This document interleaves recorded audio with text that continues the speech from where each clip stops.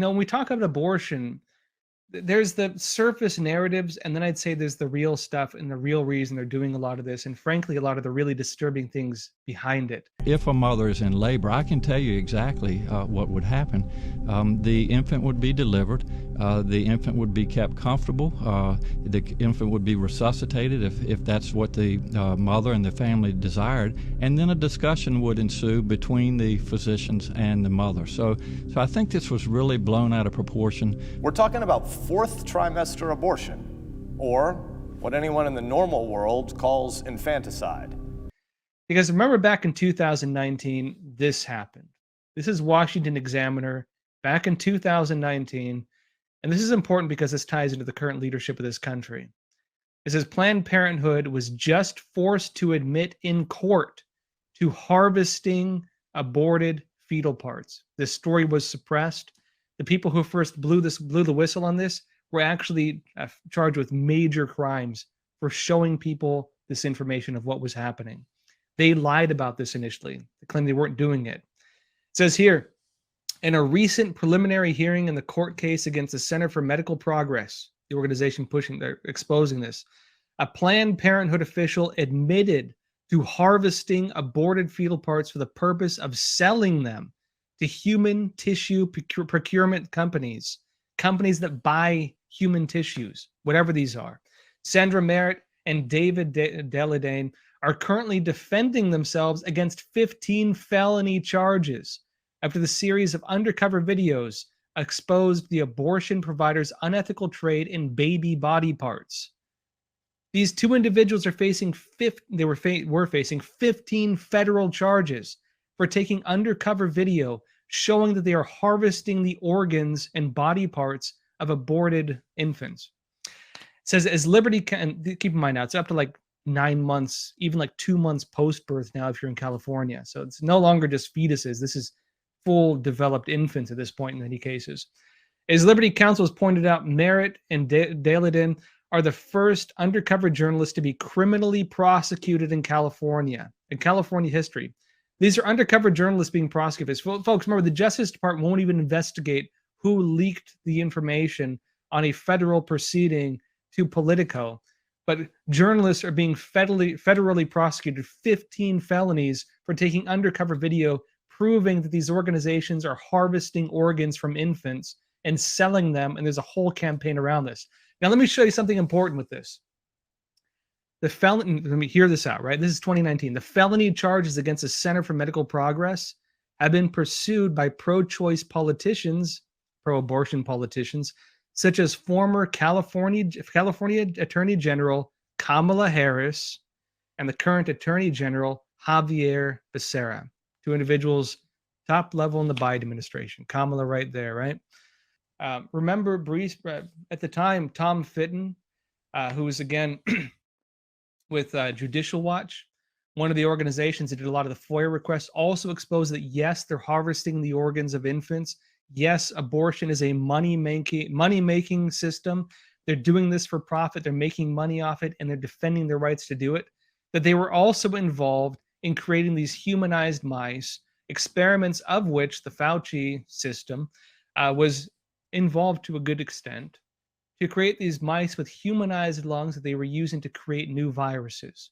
Again, something that was illegal, very likely, because it ties into, again, the taking of viruses and making them more able to affect humans. In this case, creating mice with humanized lungs in order to create viruses that could infect humans by experimenting on mice. Tom Fitton in this video said the stuff on the selling of aborted fetal parts and infant parts was the worst material he's read in his entire life. And this is a guy who's seen everything. He said it's the worst material he's seen in his life. You can watch this video. I mean, you don't see him like this normally. Normally, he's a real strong, tough guy. He is horrified by what he saw in this. And this is the real system behind this.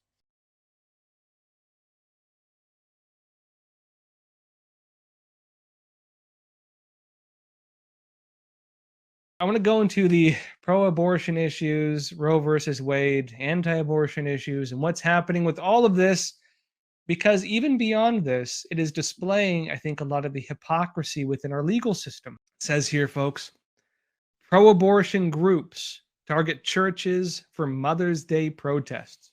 Pro abortion activists are targeting Catholic churches for protests on Mother's Day, with some citing the Roman Catholic faith on multiple justices who reportedly at one point supported the leaked draft opinion striking down Roe v. Wade. Here's a quote.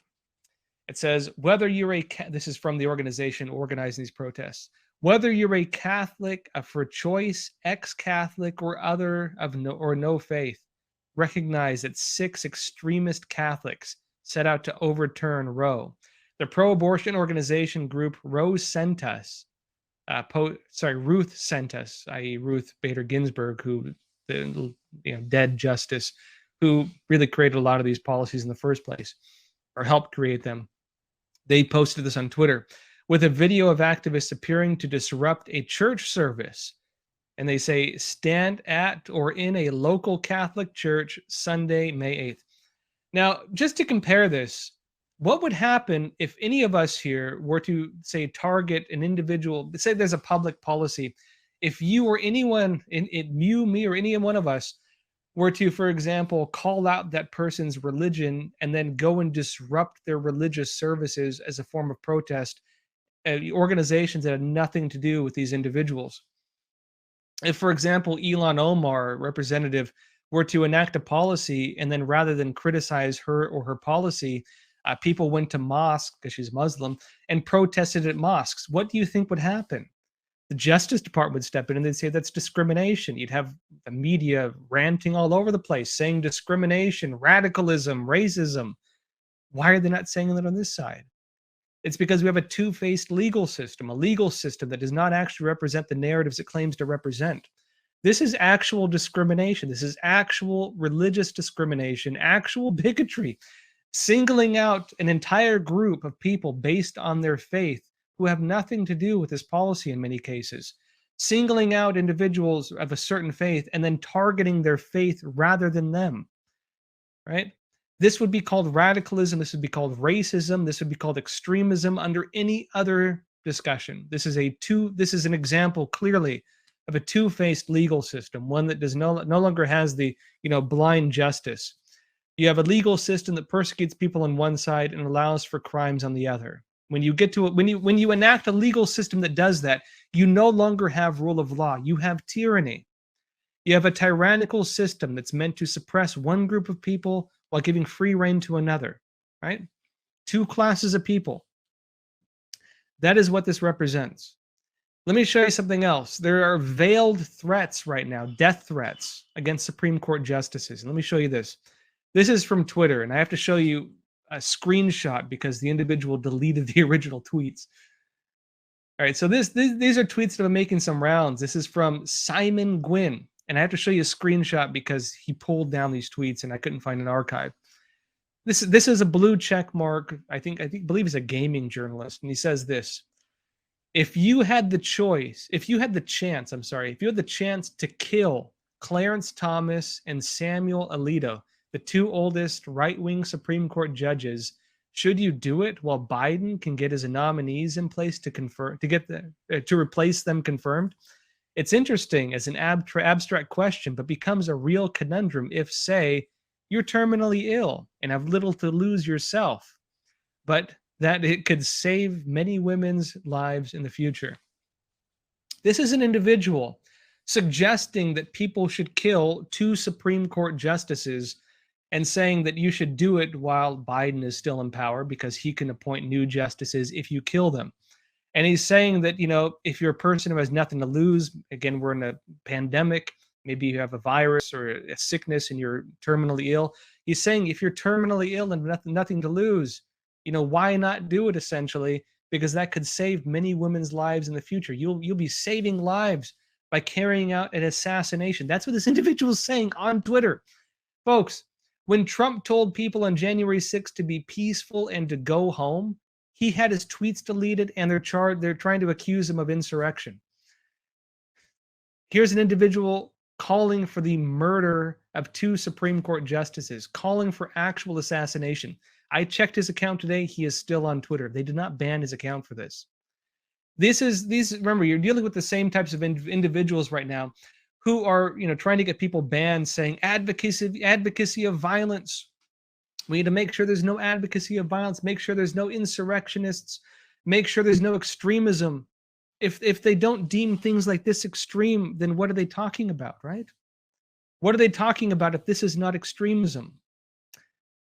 Let me show you this. Now, this individual actually did delete the tweets, but didn't back off of this. And this is him again the other day, but again, it's still up right now. I'll show you his Twitter right now. He's saying this is his Twitter right now live. You're looking at it. It's not deleted. He's not blocked, nothing. He says, I removed my recent 2 tweets about the U.S. Supreme Court, as on reflection, they're obviously pretty irresponsible. Yeah, calling for the murder of 2 Supreme Court justices. It's a little irresponsible, I'd say. He says, though I don't think they will be against Twitter's terms of service. So he doesn't believe that calling for the assassination of 2 top-level officials in the United States violates the terms of services of Twitter. So, folks, I guess take that as a note. Apparently, calling for assassinations of high-level officials is not in violation of Twitter services. At least, if you're on this side of the protected political class and not the side that gets prosecuted for everything. Huge fence is put up at the Supreme Court, and justices cancel events as left-wing groups call for protests at their homes, and law enforcement braces for violence and over the Roe v. Wade leak. So amid violence, now let me put this in perspective. If on January 6th, they had to put up a fence, they claim they're all under threat. If on January 6th, an individual comes out and calls for the assassination of 2, let's say, congressmen, or even a Supreme Court justice at that time, what do you think would happen? I can almost guarantee you, because we saw it happen on much lesser cases, that individual would have like pre-dawn raids at their home. The FBI would take them in shackles and they drag them off to the, DC gulag, where they go under, essentially protective custody or, solitary confinement for over a year, violating even the constitutional rights. We saw that happen to the other side. You're not seeing that in this case. They can do anything they want and they're not facing any kind of punishment for it. It says this: tall fencing started going up around the Supreme Court in northeast Washington, D.C. on Wednesday evening as tensions rose between protesters following the leak of a draft opinion that signaled, again, remember, Politico leaked it, someone leaked it to Politico, signaling an impending overturn of Roe v. Wade. Workers erected the massive fencing around the perimeter of the Marble Building just east of the U.S. Capitol building as justices began canceling public appearances amid warnings protests could get increasingly violent. Anticipations of violence, actual calls for assassinations, everything, all there. And frankly, nobody's going to jail for it, it seems. They're not even getting their Twitter accounts deleted for it or getting censored for it. Left-wing groups are planning to send activists and protesters to the homes of conservative justices as well. This is, again, this organization says our 6-3 extremist Supreme Court routinely issues rulings that hurt women, racial minorities, LGBTQ+, and immigrant rights, the group's website states. And it says we must rise up to force accountability using a diversity of tactics. Now, what are these diversity of tactics? Do they include death threats? Well, they do include going to the homes of these justices, the ones that an individual just called to have assassinated and has not yet had his account deleted for doing so. They're going to the homes of the justices. They're protesting at their homes. They're going to the Supreme Court to the extent they have to put these fences up. I mean, imagine if the narrative were flipped. Imagine if this was the other side. You'd be seeing narratives all over the media of an insurrection, of threats against our, what do they call it? A political proceeding. One of the basic foundations of our system, one of our branches of government. Remember, in the United States, we have 3 branches of government, right? The legislative branch is the legal system. And so, of course, the judges right here being the head of the legislative branch, the legal branch, legislative being Congress, I'm sorry. And then, of course, the office of the president being the third. One of the three branches of government right now, one of the official, systems for legal proceedings and one of the ways that political proceedings take place in this country is under threat. Individuals calling for assassinations, individuals calling for protests at their homes amidst this, calls for violence, threats of violence, use of violence in some cases. Remember, with January 6th, folks, there were people who were prosecuted and sent to prison for interrupting or disrupting an official proceeding. This is an official proceeding.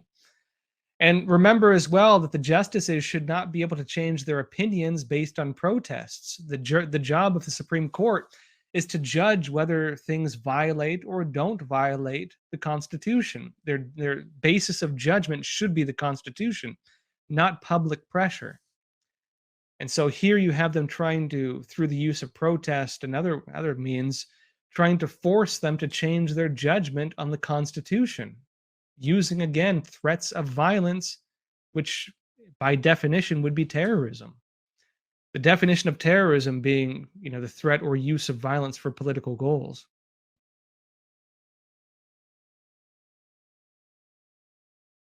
In addition to this, let me show you an example of actual violence or actual kind of attacks.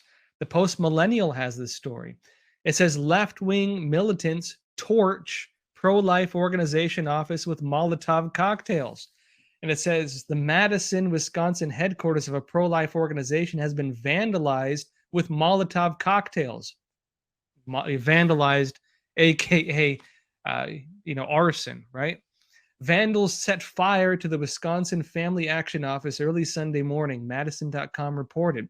2 staff returned to the office Sunday morning to find graffiti writing on the wall saying, "If abortions aren't safe, then you aren't either." Again, making a direct threat to these individuals as they carry out an act of arson. Now, with all of this, how is the media establishment responding? You have threats of assassination, you have protests at homes, you have arson, you have death threats against people who run pro-life organizations. How is the media reacting to this? Well, here's CNN, folks.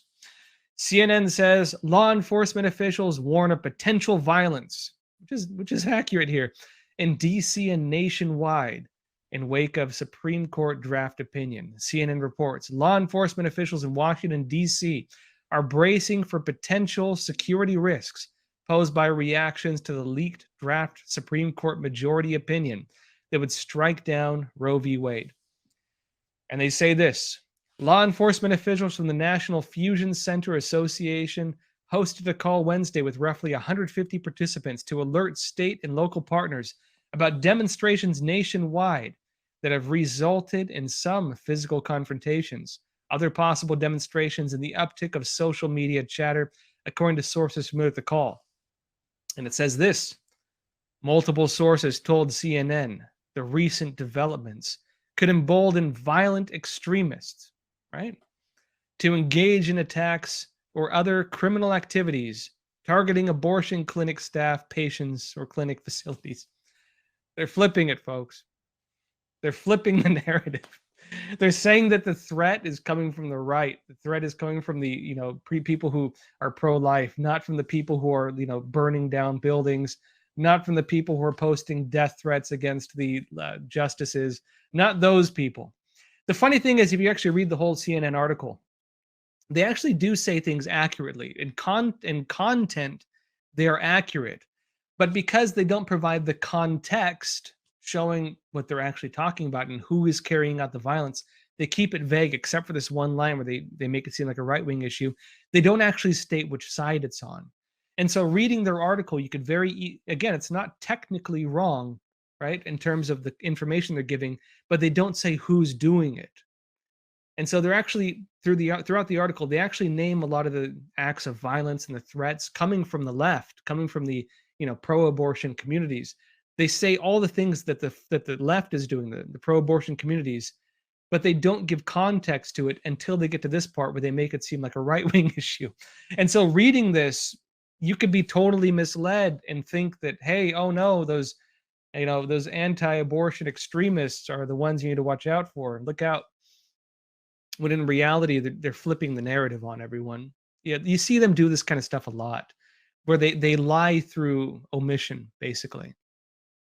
Now, on this, how is the Justice Department reacting? Because we've seen them previously, well, do pre-dawn raids on people's homes, throw people in the DC gulag, put people under, again, you know, over a year now, way over a year now, year and a half. Yeah, experts agree, Shannon Haney. You know, throw people in solitary confinement, really serious human rights violations over very similar issues, right? Not even this extreme, frankly. We've seen them, for example, even do like, you know, operations that they try to entrap people talking about assassinating an official and try to put them in prison and put them on trial. We have guys calling for assassinations live on Twitter and the count's still up. How is the Justice Department reacting in this case? As especially the Supreme Court is calling for investigations of who leaked the information to Politico, which has created this really terroristic type environment where you have people making threats of violence for political purpose. Again, definition of terrorism, right? Well, NBC News is saying how the Supreme Court could proceed with Roe v. Wade probe, and it says the Justice Department does not plan to get involved for now. The Justice Department is telling the justices, hey, you're on your own, basically, meaning the marshal of the court will be left to her own devices. That's how the Justice Department, the same Justice Department that's investigating American parents as potential terrorists for expressing anger at these parent-teacher meetings, has no interest in investigating this. It says this: federal law enforcement officials said Thursday that they are not involved in the Supreme Court's investigation of who leaked an early draft of a Supreme Court opinion that would overturn Roe v. Wade. And it says the administration officials further down said the Justice Department's view at this early stage is that the leak did not constitute a federal crime. Accordingly, neither the FBI nor other federal law enforcement organizations are involved in any investigation, the officials said. Asked about the matter at a news conference Thursday, Attorney General Merrick Garland had nothing to add. The Chief Justice, he said, has announced that the marshal of the court will be doing the investigation. It says some legal experts said the leak could be considered a technical violation of a federal law that prohibits giving a government document to someone not authorized to receive it, like Politico, for example. But under long-standing Justice Department practices, such actions are not prosecuted when the material is conveyed to a reporter for the purpose of making it public. Some exceptions, which I'll name in a minute. The policy is intended in part to protect government whistleblowers. That is, unless you are Project Veritas and you receive the journal of the daughter of the president, Joe Biden, where she writes about taking showers with her father, which she felt were very inappropriate, which you as a media organization tried to give both to law enforcement and to a lawyer representing the Biden family, and they refused to take. And then the Justice Department pre-dawn raids your home and steals your documents and steals your computers and steals your information, which is, of course, part of your information you have as a journalist, which should be protected under the First Amendment. In other words, again, it's the two-tier justice system. They allow things on one side, they prosecute on the other. Personally, I would not be in favor of the government targeting whistleblowers or journalists. But frankly, if we have a justice system that is, politically, frankly, non-active on one side of the political spectrum, while being really, really over-aggressive on the other, that is not rule of law. Again, that is by definition tyranny. Right? Lady Justice wears your blindfold. Lady Justice carries the scales and the sword. Without the blindfold, it is no longer justice.